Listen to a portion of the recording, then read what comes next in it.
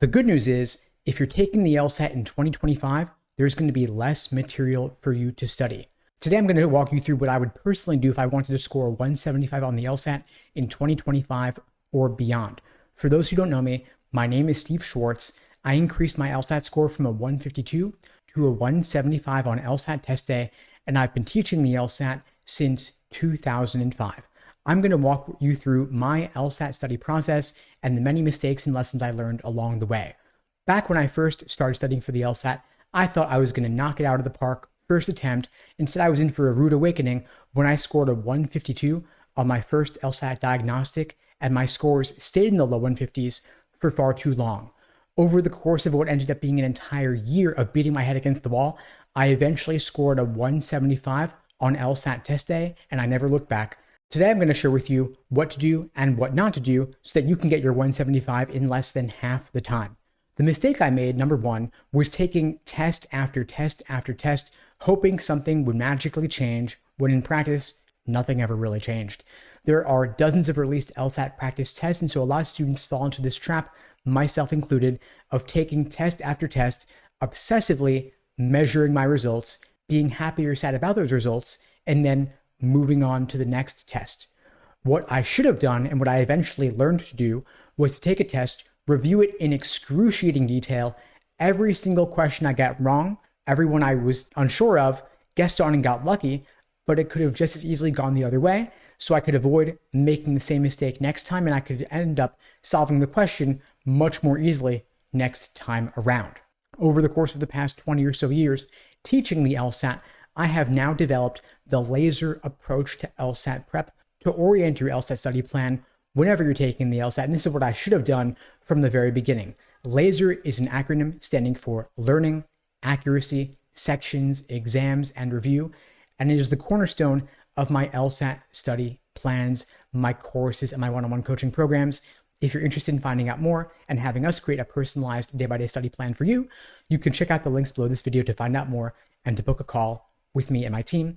We'd be glad to help you out. Now, whenever you're taking the LSAT, you're going to want to start off with the L in the laser approach. The L is for learning, building that strong foundation in each section of the LSAT, each question type. Of course, logic games is no longer on the test. There is less material for you to study. You can now spend all that time you would have spent on logic games and double your focus on logical reasoning, since it is now 2/3 of the test.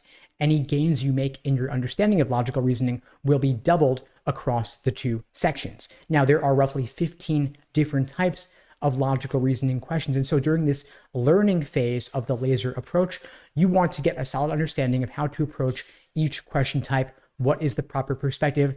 This is when most students are reading LSAT prep textbooks or watching foundational course lesson videos, maybe joining some live classes to ask questions. And this is where you are getting the basics down of the LSAT.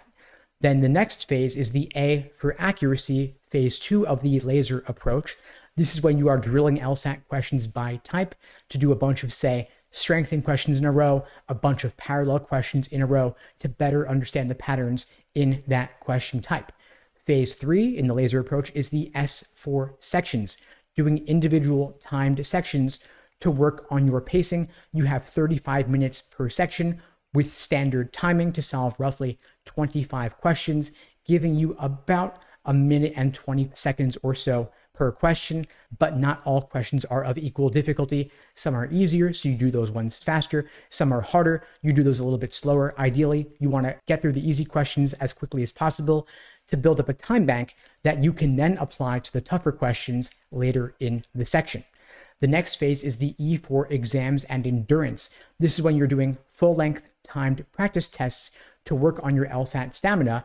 Ideally, you're going to do at least 10 of these timed exams so that test day itself will feel like just another run through. You are properly simulating LSAT test day down to the tiniest details to mitigate any stress so that you're prepared for whatever they throw your way. Now, the final phase of the laser approach is the R for review. I've developed a framework for this called the Socratic review method, guiding you through every element of the question that might have thrown you off or led you astray so that you can avoid making the same mistake again. They say the definition of insanity is doing the same thing again and again and expecting different results. And when you're doing dozens of exams, one after another without reviewing your mistake. What you're doing then is kind of a little bit insane, right? If you're not learning from your mistakes. And so the Socratic review method aims to help you figure out exactly what mistakes you're making and why on one practice test so that you can course correct for the next one and avoid making those same mistakes again. At LSAT Unplugged, we'll guide you through analysis of the question, whether it's in the argument, the question stem, or the answer choices, tempting wrong answers, unappealing right answers. We dial down on exactly what's leading you astray about the question so that you can avoid making that same mistake again. If you're interested in finding out more, you can check out the links below this video to find out more and book a call with me and my team. We'd be glad to help you out. Now, of course, there are several months between now and the LSATs in 2025, so it's great you're watching now. The key to getting a top LSAT score is starting early.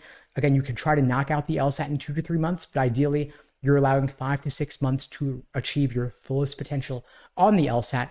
And I do recommend aiming for a 175 plus LSAT score because LSAT score medians are out of control. The T14 law schools all have LSAT medians at or above 170 on the LSAT, and they're always looking to raise their LSAT medians. And so if you want to go to a top law school and or you want significant scholarship money, wherever you're looking to go to law school, you want to get the highest LSAT score possible. Your undergraduate GPA is likely pretty fixed by this point in time, but your LSAT score is going to be more impactful in your law school admissions chances than your GPA will be, even though it's just a single day of roughly 2.5 hours on average. So it's worth putting in the time and investing yourself fully in this process. Anyway, folks, that's all for now. In the meantime, I wish you all the best and take care.